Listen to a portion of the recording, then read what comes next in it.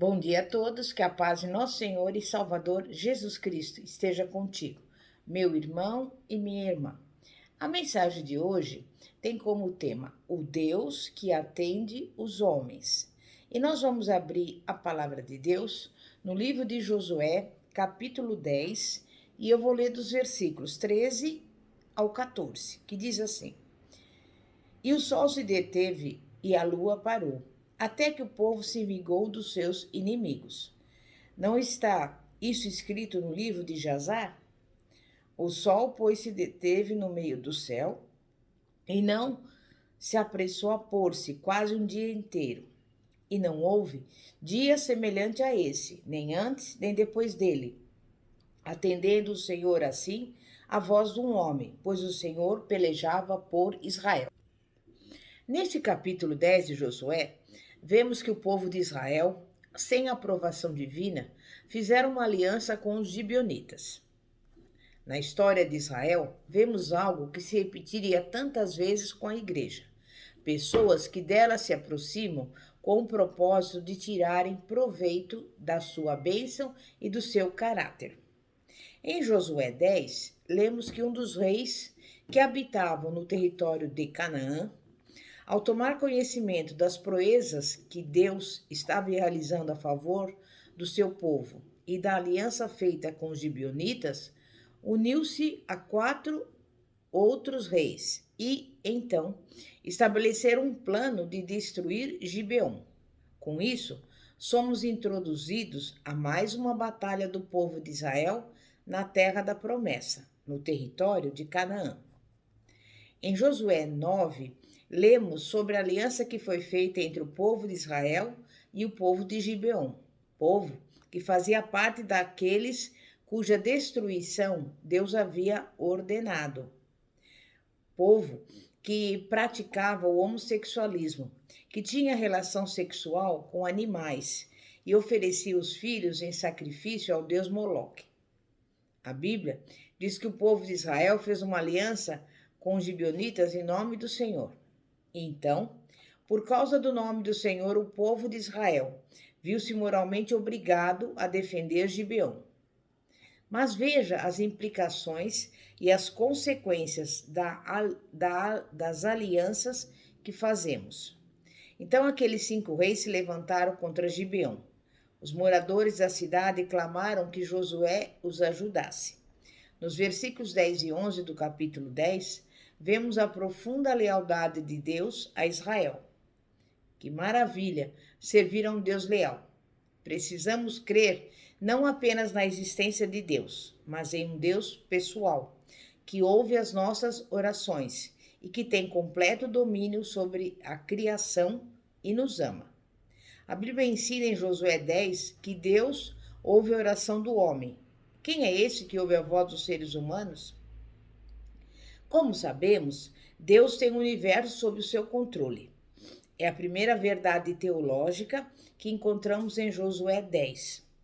O Deus que existe, que criou todas as coisas, usando o nada como matéria-prima, tem absoluto controle sobre a sua criação.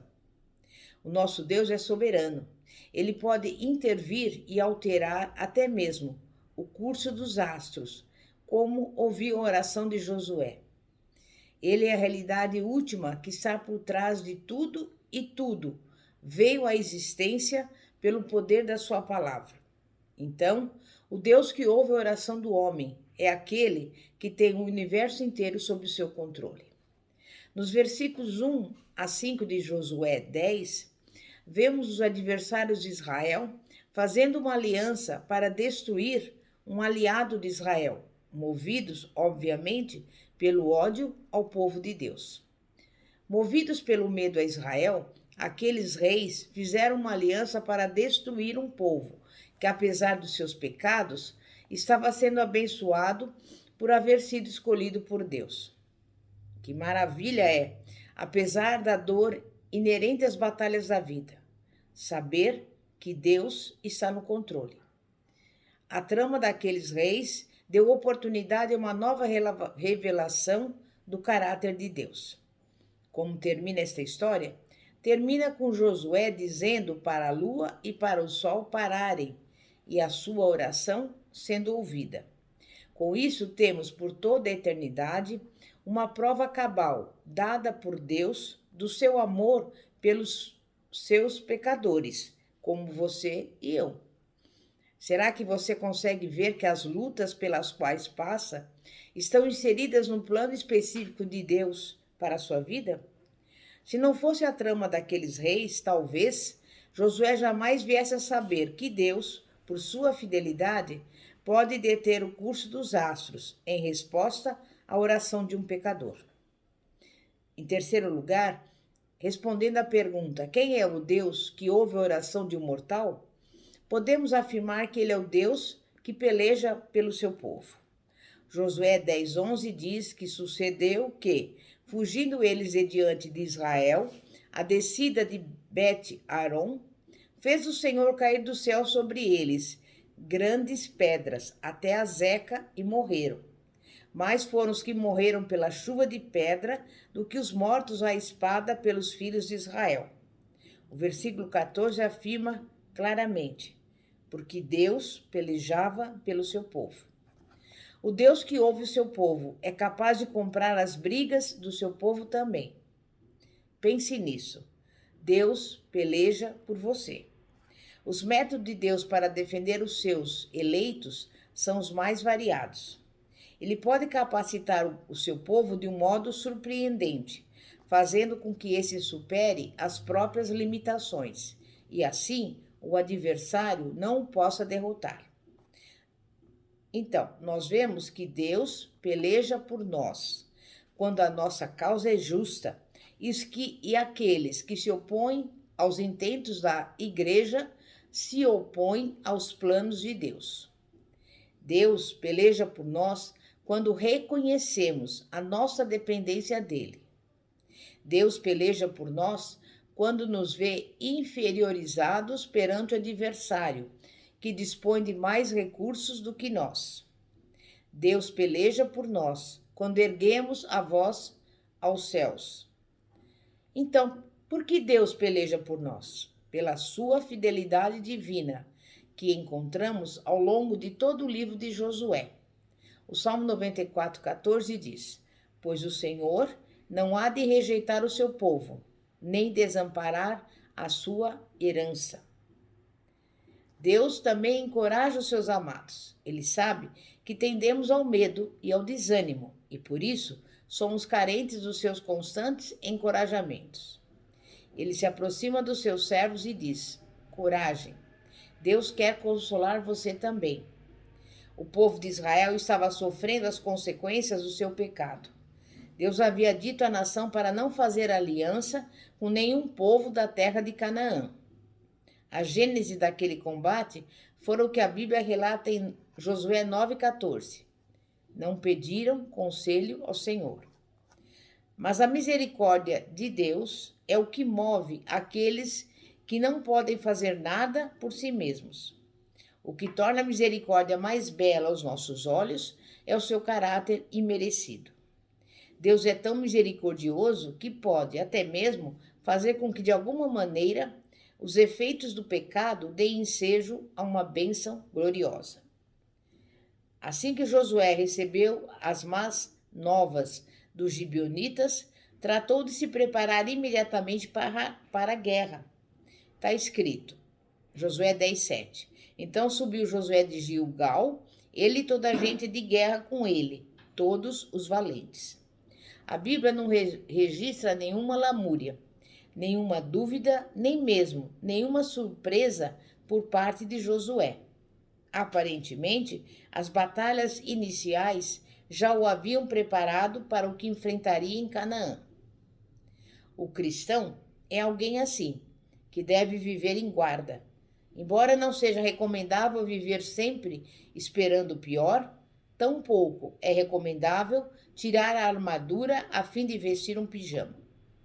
Uma luta para a qual o cristão deve estar sempre preparado é a decepção com os homens. O cristão não deve se surpreender com os ataques de Satanás, com as injustiças sociais, com as guerras, com a estupidez das massas. A Bíblia o tem preparado para aguardar e encarar tudo isso. Mais uma vez, Deus exorta o seu servo Josué a não temer. Disse o Senhor a Josué: não os temas, porque nas tuas mãos os entreguei. Nenhum deles te poderá resistir. Capítulo 10, versículo 8. Só os que andam com Deus têm os ouvidos abertos para o que lhes pode, de fato, dar esperança. Nas batalhas da vida, não devemos considerar apenas o poder de fogo do inimigo, mas a aliança que o Criador tem conosco. O medo é um cativeiro. Servimos a um Deus que nos torna desassombrados. Deus ordenou a Josué que simplesmente não considerasse o adversário.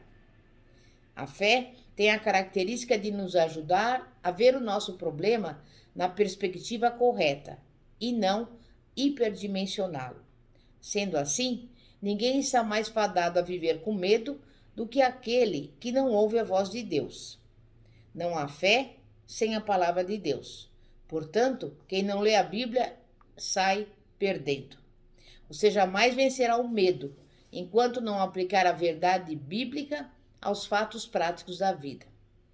A oração ousada é a que não vê limites para Deus, com a exceção daqueles impostos pelo próprio caráter santo do Criador. Ore com ousadia, portanto. Quem conhece Deus e as suas promessas faz a oração deste modo. O conteúdo da oração de Josué nos mostra uma mente descondicionada. Uma mente, assim, nos permite aguardar o inalcançável. Esta mente, fruto da expansão produzida pela verdade divina, leva o cristão a esperar contra a esperança. A oração do homem pode mudar o curso dos corpos celestes. Pense nisto e nas implicações deste fato para a sua vida. Vivemos em um universo teocêntrico. Deus está no centro de todas as coisas. O que existe, existe por Ele e para Ele. Por isso, o último salmo da Bíblia conclui dizendo: todo ser que respira, louve ao Senhor. Aleluia. E assim, o homem é forçado a manter-se em posição humilde perante o Criador, como também é forçado a sobrepujar tudo aquilo que o queira nivelar aos animais ou à criação inanimada. E assim, vou deixar esse versículo para você. Está escrito no Salmo 116, versículos 1 e 2. Amo o Senhor, porque Ele ouve a minha voz e as minhas súplicas, porque inclinou para mim os seus ouvidos. Invocá-lo-ei enquanto eu viver. Amém? É momento de oração. Santíssimo Deus e poderoso Pai, Pai de nosso Senhor e Salvador Jesus Cristo. Até aqui o Senhor nos ajudou. E sabemos, Pai, que a cada momento, diante de qualquer circunstância, diante de qualquer obstáculo, Tu és poderoso para nos dar infinitamente mais do que pedimos ou pensamos. E nesse momento, Pai, eu quero lhe pedir que o Senhor vá em encontro daqueles que são doentes, operando a cura divina nessas vidas. Visita o que está no leito de enfermidade, no hospital e na UTI. Opera o milagre. Também envia essa pessoa que necessita de mantimento, roupas, que o Senhor possa, neste momento, alcançá-la, enviando-lhe a provisão necessária. Também vai ao encontro desse lar e dessa casa, colocando o amor, a união, a harmonia e a paz que excede todo o entendimento. Porque sabemos que para Ti não haverá impossíveis. E por isso, nós já Te agradecemos pela bênção, pela resposta e pela vitória, em nome de Jesus. Amém e graças a Deus. E antes de concluir este vídeo, eu te convido a se inscrever no nosso canal do YouTube, que se chama Igreja Poder de Cristo, e cujo símbolo é uma semente, porque a semente representa a palavra de Deus. Que a paz de nosso Senhor e Salvador Jesus Cristo esteja contigo. Pastora Fátima, da Igreja Evangélica Apostólica Poder de Cristo. Glória a Deus, aleluia. Amém e graças a Deus.